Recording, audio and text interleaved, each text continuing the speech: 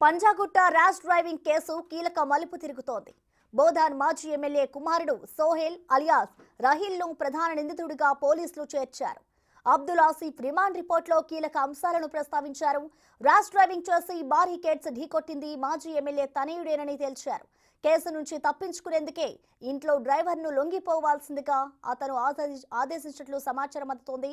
రాహిల్ ఆదేశాలతో పోలీస్ స్టేషన్లో అబ్దుల్ ఆసిఫ్ లొంగిపోయినట్లు పోలీసులు చెబుతున్నారు. అబ్దుల్ ఆసిఫ్ ని అరెస్ట్ చేసిన పంజాగుట్ట పోలీసులు రిమాండ్ పంపించారు.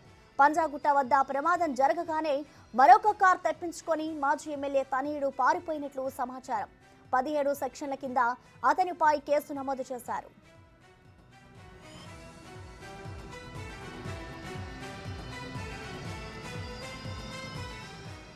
మరోవైపు దర్యాప్తు సమయంలో పంజాగుట్ట సీఐ అస్వస్థతకు గురయ్యారు. కేసు దర్యాప్తు వేగవంతం అవడంతో తప్పించుకునేందుకు ఆయన అనారోగ్యం పేరుతో నాటకాలు ఆడుతున్నారనే వార్తలు వినిపిస్తున్నాయి. ఏది ఏమైనా కేసులో ముద్దాయిలు వారిని తప్పించేందుకు యత్నించిన అధికారులను ఎట్టి పరిస్థితుల్లోనూ వదలబోమంటూ పోలీసు ఉన్నతాధికారులు చెబుతున్నారు.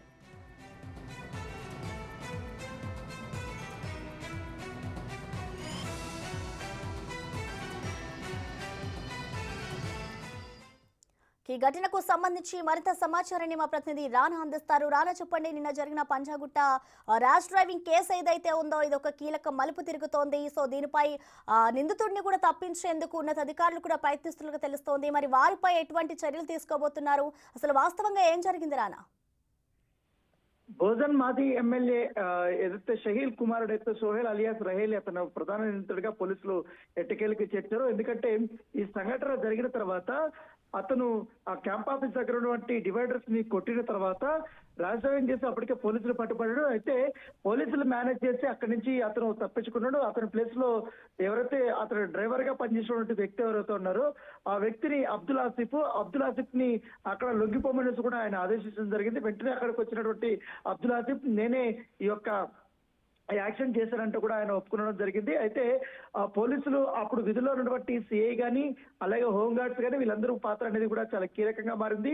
వీరిపైన అనేక ఆరోపణలు కూడా వచ్చాయి. ఎందుకంటే ఒక వ్యక్తి నేరం చేసిన తర్వాత ఆ వ్యక్తిని తప్పించడానికి నానా ప్రయత్నాలు చేశారంటూ కూడా వారిపైన విమర్శలు వస్తున్నాయి. ఏకంగా పంజాగుట్ట సిఐ పైన కూడా ఇలాంటి విమర్శలు వస్తున్న నేపథ్యం కనపడుతుంది. ఇలాంటి విమర్శలు వస్తుంటే ఉదయం నుంచి కూడా ఒత్తిడిని తట్టుకోలేక ఆయన హాస్పిటల్లో జాయిన్ అయినటువంటి నేపథ్యం అయితే కనపడుతుంది. అయితే కేసు నుంచి తప్పించుకునేందుకు ఇంట్లో డ్రైవర్ ని లొంగిపోవాల్సిందిగా ఆదేశించారనేసి కూడా సోహెల్ పైన కేసు నమోదైంది. దాంతో పాటు ఈ అబ్దుల్ ఆసిఫ్ ని అరెస్ట్ చేసి రిమాండ్ కూడా పంజాగుట్ట పోలీసులు పంపించారు.